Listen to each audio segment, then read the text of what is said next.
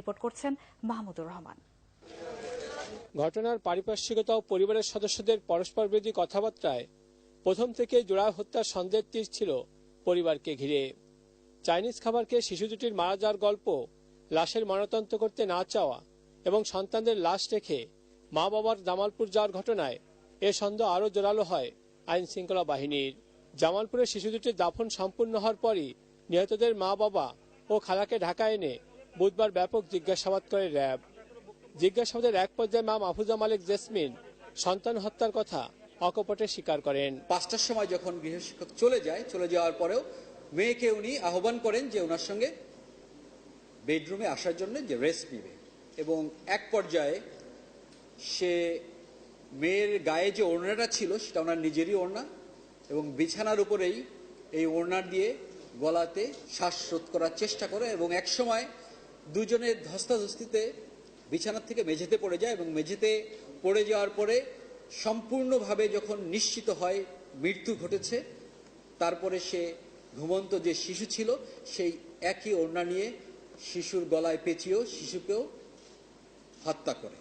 RAB সদর দপ্তরের সংবাদ ব্রিফিংয়ে র্যাবের আইন ও গণমাধ্যম শাখার পরিচালক কমান্ডার মুফতি মাহমুদ খান সাংবাদিকদের জানান, সন্তানদের লেখাপড়া ভবিষ্যৎ চিন্তা নিয়ে হতাশা থেকে মা দুই সন্তানকে খুন করে। ছেলে মেয়ের লেখাপড়া নিয়ে, তাদের ভবিষ্যৎ নিয়ে উনি বেশ দুশ্চিন্তার মধ্যেই ছিলেন, যে তাদের ক্যারিয়ার কেমন হবে, লেখাপড়া কেমন হবে, এবং অন্যান্য বিষয় নিয়ে খুব দুশ্চিন্তাগ্রস্ত ছিলেন। এবং এই দুশ্চিন্তাগ্রস্তর এক সময় কিন্তু সে শ্বাসরোধ করে এই দুজনকে হত্যা করে, এটা আমরা প্রাথমিকভাবে পেয়েছি। প্রাথমিক জিজ্ঞাসাবাদে জেসমিন হত্যার কারণ সন্তানদের ভবিষ্যৎ নিয়ে দুশ্চিন্তার কথা বললেও এর পিছনে আরো কোনো কারণ রয়েছে কিনা সে বিষয়টিও খতিয়ে দেখা হচ্ছে। র্যাবের এই কর্মকর্তা আরো বলেন, ঘটনার দিন বিকেলে গৃহশিক্ষিকা বাসা থেকে যাওয়ার পরই প্রথমে বড় ও পরে ছোট সন্তানকে গলায় ওড়না পেঁচিয়ে হত্যা করে তাদের মা জেসমিন। এরপরই স্বামী আমানুল্লাহকে তাদের অসুস্থ হয়ে পড়ার কথা জানান তিনি। মৃতদেহ সন্তানদের চিকিৎসার জন্য নেওয়া হয় হাসপাতালে। এদিকে দুই সন্তানের মৃত্যু নিয়ে পরিবারের দেওয়া তথ্যের ভিত্তিতে বাসার দারোয়ান, চাইনিজ রেস্টুরেন্টের ম্যানেজার, গৃহশিক্ষিকা সহ বেশ কয়েকজনকে আটক করে জিজ্ঞাসাবাদ করে পুলিশ। মাহমুদুর রহমান, এটিএন বাংলা, ঢাকা। মায়ের হাতে সন্তান খুন, প্রশ্ন উঠেছে শিশুর নিরাপত্তা নিয়ে। মনোবিদরা বলছেন, দীর্ঘদিনের মানসিক অশান্তি থেকে এমন অনাকাঙ্ক্ষিত ঘটনার সৃষ্টি হচ্ছে। এই পরিস্থিতি থেকে বের হয়ে আসতে সংসারে নিজেদের মধ্যে বোঝাপড়া বাড়ানোর পরামর্শ দিয়েছেন তারা।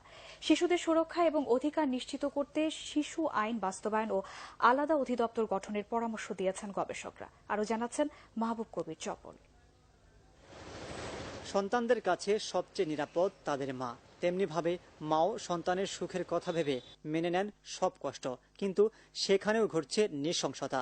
শিশু অধিকার ফোরাম বলছে, গত বছর যে 292 শিশু হত্যার শিকার হয়েছে তার মধ্যে মা বাবার হাতে খুন হয়েছে অন্তত 35 জন। মনোবিদরা বলছেন, স্বামী স্ত্রীর পারস্পরিক বিশ্বাসের অভাবে সংসারে অশান্তি হচ্ছে, আর তার বলি হচ্ছে শিশুরা। একটা মানুষ তখন এরকম কোনো একটা কিছু করে যখন সে দেখতে পায় আর কোনোভাবে এটা সমাধান আমার কাছে নাই, এমন কিছু অ্যাকশন নিয়েছে যেটা হয়তো উনি চানও নাই, স্পার মুভমেন্টে ঘটে গেল, হঠাৎ করে একটা আচমকা একটা সিদ্ধান্ত নিয়ে ফেলেন, তারপর হয়তো বাবা মাটা হয়তো কষ্টের মধ্যে আছেন যে আমি কি করলাম। একসেপ্ট করতে পারাটা, ইম্পালসিভ না হওয়াটা, এটা তখন ছিল। এখন সবাই ইম্পালসিভ হয়ে যাচ্ছে, মানে এই যে মানুষের টলারেন্সটা নাই। পরিবারে বোঝাপড়া ভালো থাকলে এমন অপ্রীতিকর ঘটনা এড়ানো সম্ভব বলে মনে করেন মনোবিদরা।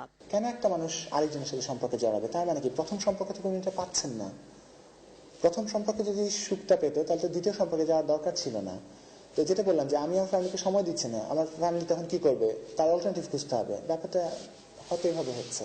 বেসরকারি গবেষণা সংস্থাগুলো বলছে, সামাজিক দ্বন্দ্বের জের ধরে শিশুদের টার্গেট করা হচ্ছে। এসব হত্যার পেছনে কোনো না কোনো ভাবে আপনজনরাই জড়িত থাকছে। সময় ছিল বাইরে থেকে এসে কিডন্যাপ করতো, ট্রাফিকিং হতো, শিশু পাচার হতো। এটা কিন্তু বাংলাদেশে কমে গেছে, বাইরে থেকে এসেই করা।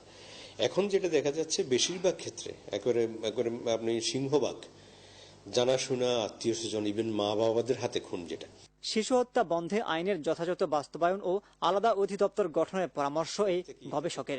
শিশু কিলিং এর জন্য আইন আছে, এই আইনটা খুবই কড়া। হ্যাঁ, এটা কিন্তু সমাজকে দেখাতে হবে। বাংলাদেশে প্রায় 6 কোটি শিশু, এদের জন্য কোনো অধিদপ্তর নাই। আমরা যুব অধিদপ্তর দেখি, মহিলা বিষয়ক অধিদপ্তর দেখি, হ্যাঁ, আমরা প্রতিবন্ধী বিষয়ক অধিদপ্তর দেখি, হ্যাঁ, আমরা ওগুলো অবশ্যই থাকতে হবে, কিন্তু সাথে সাথে 6 কোটি শিশুর জন্য দেখভাল করার জন্য সরকারি কোনো কর্মকর্তা থাকবে না, অধিদপ্তর থাকবে না, এটা তো হতে পারে না। পারিবারিক বন্ধন দৃঢ় করতে সন্তানদের সাথে বন্ধুত্বপূর্ণ সম্পর্ক তৈরির পরামর্শ মনোবিদদের। মাহবুব কবির চপল, এটিএন বাংলা, ঢাকা।